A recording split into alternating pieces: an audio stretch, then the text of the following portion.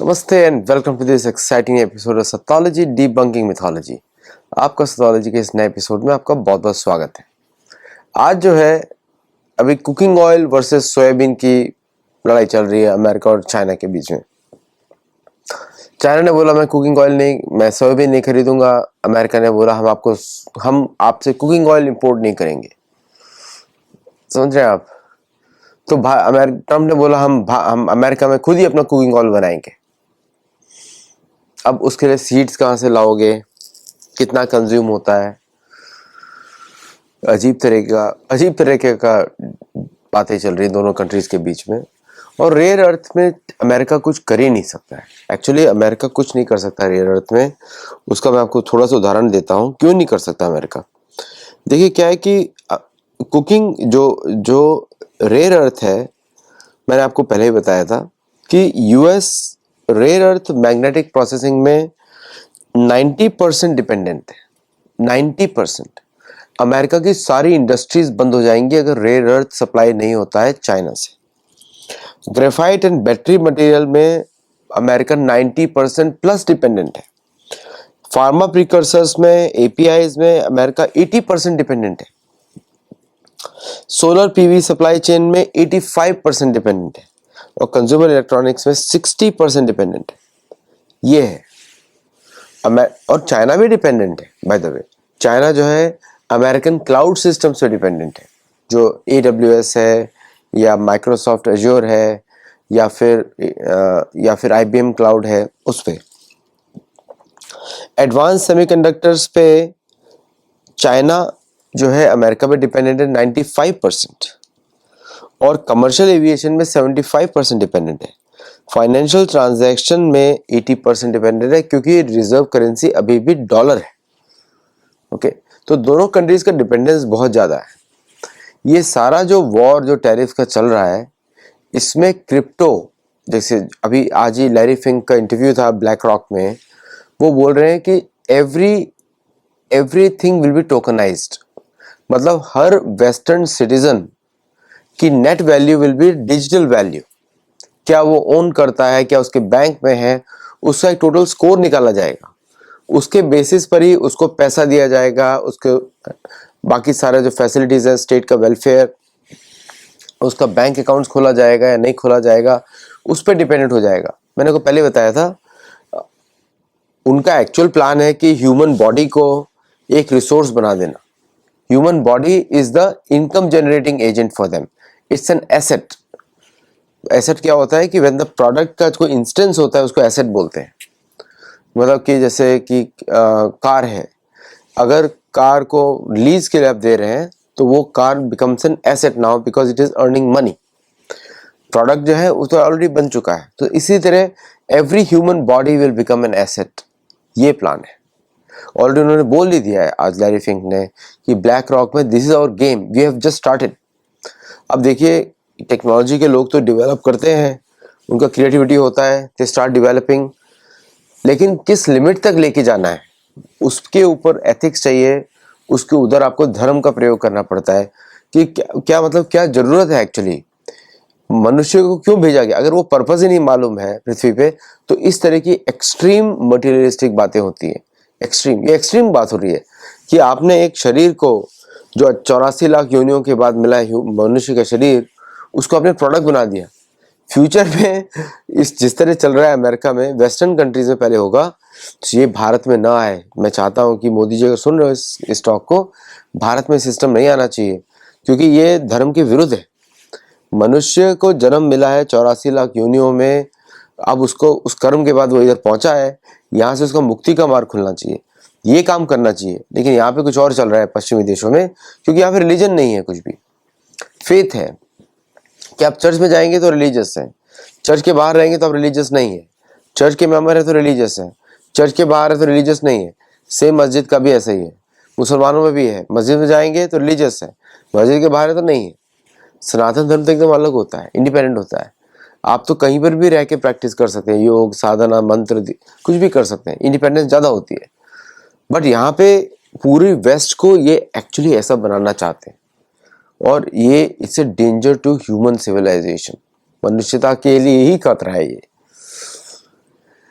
अब इसमें थोड़ा आगे चलते हैं, मैं आपको दूसरा न्यूज़ बताता हूँ जो काफ़ी खतरनाक है एक्चुअली, और वो है आपका, अभी ट्रम्प ने, अब मैंने अपने पिछले रिपोर्ट में आपको बताया कि किस तरह वेनेजुएला में रिजीम चेंजिंग ऑपरेशन चल रहा है। अब मैक्सिको के विरुद्ध एक्शंस लेना शुरू किया उन्होंने।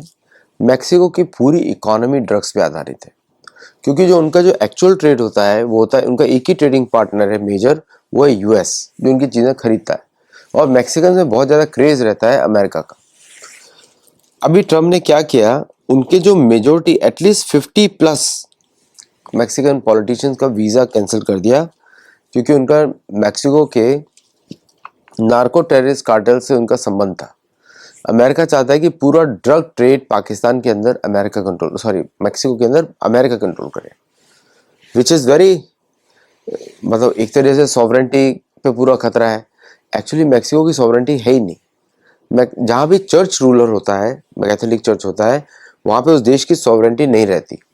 जैसे भारत में कुछ स्टेट्स जैसे केरल है, उसमें आर्क बिशप की ज़्यादा चलती है than the chief minister of Kerala. यही करना चाहते हैं तमिलनाडु में, यही करना चाहते हैं वो उन देश स्टेट्स में जहाँ पे चर्च काम कर रहा है।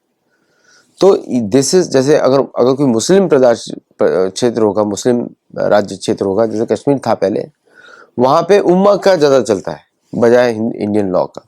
तो ये बड़ा प्रॉब्लम है फॉरेन रिलीजन्स का।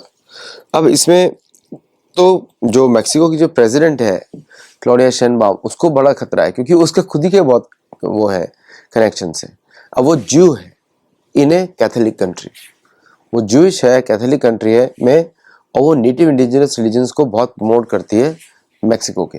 तो पहली बार ऐसा हो रहा है कि मैक्सिको में लोगों को पता लग रहा है कि उनकी गरीबी का मुख्य कारण कैथोलिसिज्म है, और वो अपने ओरिजिनल कल्चर, ओरिजिनल लैंग्वेज को प्रमोट करना चाहते हैं, जिसको भारत को सपोर्ट करना चाहिए।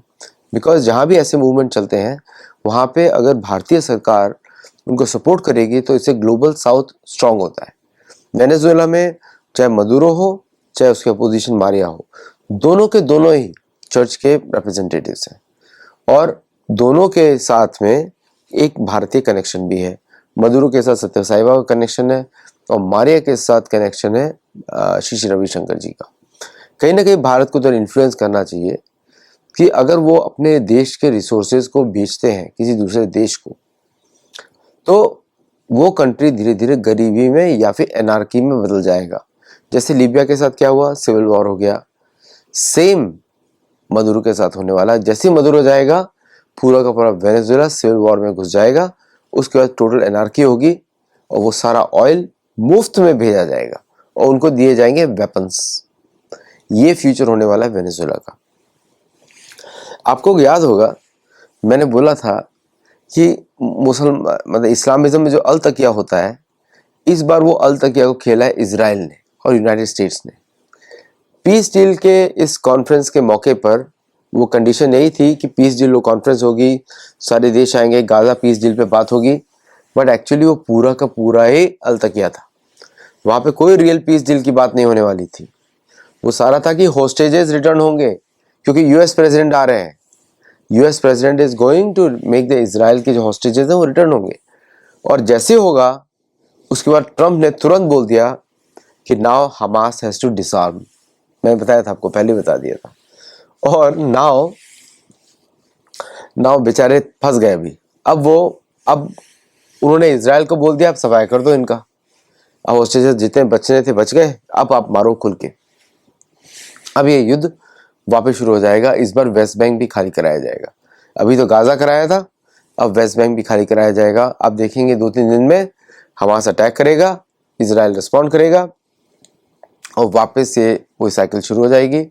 और साथ में इस बार इजराइल बहुत ही शक्तिशाली रूप में उसको रिस्पॉन्ड करेगा, पूरा का पूरा सफाया, क्योंकि सब लोग परेशान हो चुके हैं इस प्रॉब्लम से। और इसके साथ ही वेस्टर्न कंट्रीज में भी, अमेरिका हो चाहे वेस्ट यूरोप हो, उधर सब जगह एक साथ क्रैकडाउन होगा। इसके बारे में कतर के प्राइम मिनिस्टर ऑलरेडी पहले बोल चुके हैं कि ये पैलेस्टाइन का प्रॉब्लम और इस्लामिक फंडामेंटलिज्म का problem is in the West, not in their countries, क्योंकि उन्होंने तो वहां सबको निकाल दिया। तो now West has to deal with it. उसमें पाकिस्तान भी एक प्रॉब्लम है। तो अभी पाकिस्तान को भी वो ऐसे ही टैकल करेंगे, उनको पहले उनके न्यूक्स लेंगे, फिर उसके बाद उनको टैकल किया जाएगा। अब देखते हैं कैसे ये अचीव होता है। That's why everybody is quiet. आपको लग रहा होगा कि why Modi government is quiet और पेशेंटली डील कर रही है, because there is something else going on behind the scene. और शायद यहाँ पे ट्रम्प की मदद लगेगी। सडनली बेसेंट के आपने देखा होगा पसंदी के ट्यून्स चेंज हो गए हैं। They need India to negotiate with China, but ऐसा पॉसिबल नहीं है। ऑलरेडी चाइना ने बोल दिया है एक्सपोर्ट कंट्रोल्स में India can not export to United States. तो ये इट्स वेरी, ये बड़ा फ्लक्स है, सब कुछ फ्लक्स है। आप देख रहे हैं कि सब लोग, सारी कंट्रीज कुछ ना कुछ अपनी सिक्योरिटी के लिए ट्राई कर रही हैं। अभी जैसे अभी इंडियन आर्मी ने वार्निंग इशू की पहलगाम 2 की कि कुछ हो सकता है ऐसा। अगर वो हुआ तो it will be A danger, क्योंकि ऐसा प्लानिंग चल रहा है कुछ ना कुछ। आपको मालूम है पाकिस्तान क्यों ऐसे काम करता है, बिकॉज उसको बैकिंग है, अमेरिका उसको ये काम करवाता है। और इस बार तो उसके विरुद्ध बहुत सारी कंट्रीज लगने वाली हैं, इंक्लूडिंग इजराइल, क्योंकि इजराइल को मालूम है। और सऊदी अरेबिया जो है वो एक्चुअली इजराइल के फ्रेंड है, इजराइल के साथ ही काम करता है, because Saudi family control Saudi Arabia. और Saudi family is always been Israel के कैंप में रहती है, बोलते चाहे जो भी हो, लेकिन they are working with Israelis all the time. तो ये काफ़ी चेंजेस हम लोग को देखने को मिल सकते हैं अभी इन जस्ट फ्यू डेज। सबसे खतरनाक न्यूज़ थी वो लैरी फिंक वाली, क्योंकि वो मनुष्य को जानवर बना के रख देंगे, जैसे कि जानवरों के अंदर टैग लगाया जाता है वैसे ही टैग लग जाएगा। एंड वो बहुत ही डेंजर होगा ह्यूमन फ्रीडम के लिए। तो मतलब कि अगर वो कुछ भी कमाता है, या जब वो अगर कोई काम नहीं कर रहा है, then that person will lose points and that person will not be able to function। ये लिखा हुआ है हमारे शास्त्रों में कि कलयुग में अंत में जाके सभी लोग जंगल की तरफ भागने वाले, बिकॉज nobody can live। यही दिख रहा है एक्चुअली इस तरह। हम अपने ऑलरेडी शो में बता चुके हैं 2022 से कि क्रिप्टो का क्या हालत होने वाला है। तो अब आगे न्यूज़ आ रही है धीरे धीरे। अमेरिका के जो बहुत बड़े इन्वेस्टर हैं जिम क्रेमर, अब वो बोल रहे हैं कि people, American investors, bitcoin investors would lose everything. बहुत महीनों पहले मैंने आपको बताया था कि आर्कटिक रूट्स जब ओपन होंगे then they will be one of the fastest routes for shipment. अभी एक चाइना का शिप आया है चाइना से यूरोप में, इन 20 days में शिप पहुंच गया, which is the fastest as compare to other routes, मतलब कि ट्वाइस एज फास्ट है। और अब ये राउट्स के और भी ज़्यादा यूज़ होगा in terms of trade between India and Europe too, क्योंकि चाइना इधर है। भारतीय शिप्स को एक्चुअली सुएज कैनाल से कम टाइम लगता है, लेकिन आर्कटिक से उसको और भी कम लगेगा फॉर द नदर्न यूरोप। तो नदर्न यूरोप के लिए आपको पूरा इंग्लिश आइल्स क्रॉस करना पड़ता है। तो अगर नॉर्दर्न यूरोप के लिए कोई शिपमेंट होगा, Vladivostok will be a better way to go for Bharat. Ashley Tellis करके एक बहुत ही कार्नेगी मेलन एंडोमेंट इंस्टीट्यूट में एक India better, South Asia expert, बड़े सालों से ये अपना बोलते रहते थे। इनकी रिपोर्ट CIA की रिपोर्ट्स में छपती थी। He used to work with CIA also. और अभी इनको पकड़ा गया for selling secrets to Chinese. तभी आपको लगता है कितना बेटर है। और and they were quoted regularly by Bharat. भारतीय एकेडमिशियंस को कोट करते थे, कांग्रेस पार्टी उनको कोट करती थी, and he was considered renowned South Asia expert. अब यूएस ने उसको पकड़ा है जाके for selling secrets to China, copy paste. तो नाउ और कार्नेगी मेलन में आपको मालूम ही है कि बहुत सारे चाइनीज स्टूडेंट्स थे, अभी भी हैं, and it's like a majority Chinese and Indian. They are more Chinese than Indian. तो दिस इज ए मेजर, धीरे धीरे ये सब डीप स्टेट क्रम्बल होगा। झूठ कब तक छुपेगा, जो कब तक छुपेगा, because all these people are going to crumble one day. Bharat जो एंटी इंडिया जो एस्टेब्लिशमेंट है, पूरा का पूरा अदृश्य राज्य यही है, एजेंसीज ही है। और इनका जो माई बाप है वो है आपका चर्चेस, जो प्रोटेस्टेंटिज्म चर्चेस हैं सारे, चर्च ऑफ इंग्लैंड, इनका माई बाप मोनार्की।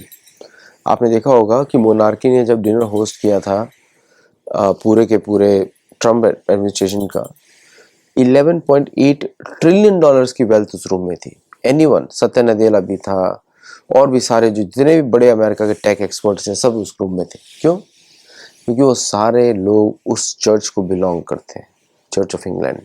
वहीं पे लॉयल्टी रहती है गवर्नमेंट की, यूएस गवर्नमेंट की। तो you can see it in action जो मैं बोल रहा हूँ। और जो वेटिकन काउंसिल होती है वो अलग होती है।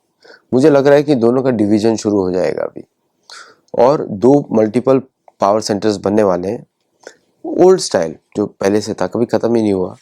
पूरे वेनेजुएला की लड़ाई भी वही है, वेनेजुएला की लड़ाई वही है, क्योंकि जो प्रोटेस्टेंट्स हैं वो इकोनॉमिक एसेट्स पे जाते हैं और जो कैथोलिक्स हैं वो कन्वर्जन पे जाते हैं।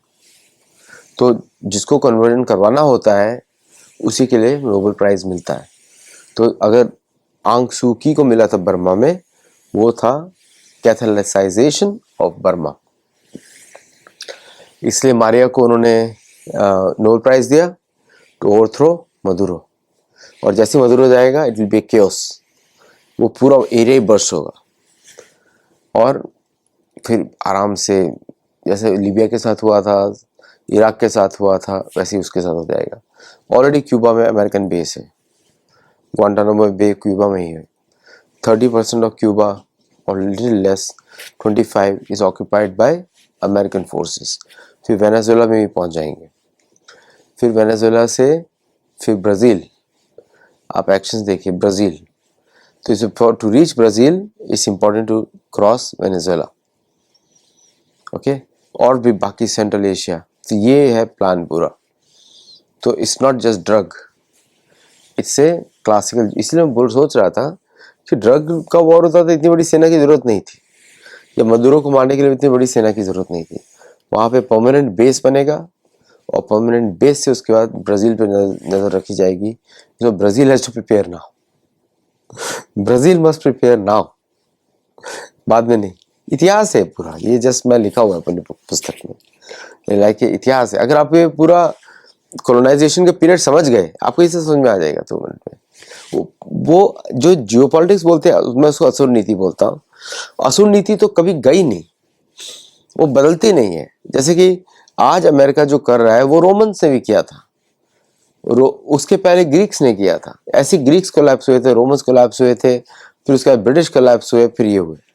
ऑन द कैथोलिसिज्म साइड वो पहले से गिव अप कर देते हैं, उनका काम कुछ और होता है।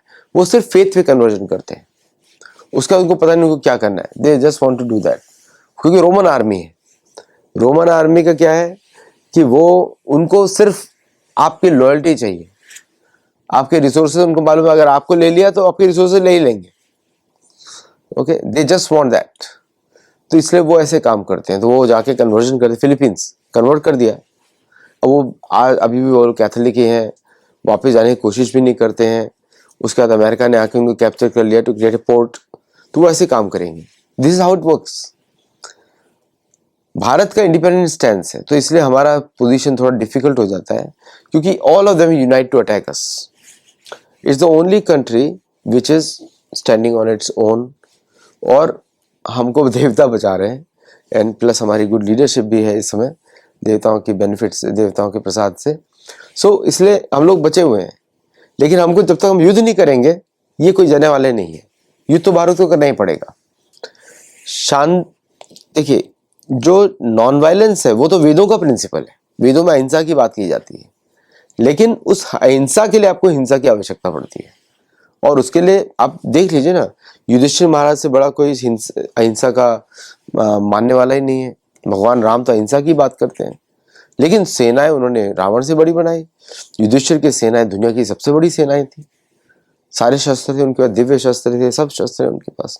तो भारत को भी शस्त्र भी चाहिए और उनको प्रयोग भी होना चाहिए, ताकि दुश्मन देखता रहे बार बार। एक बार जब आपको बाहुबल दिखाई देता है ना, कोई डिप्लोमेसी उसके बाद काम नहीं करती। अमेरिका के डिप्लोमेट्स जब से ज्यादा बेकार हो, लेकिन उनकी सेना, उनका उनका विल है और कैपेसिटी टू एग्जीक्यूट, चाहे वो हार जाए लेकिन अटैक करेंगे, दैट इटसेल्फ इज डिफरेंट। उसी से सारा उनका प्रेशर पॉइंट चलता है ट्रेड के ऊपर।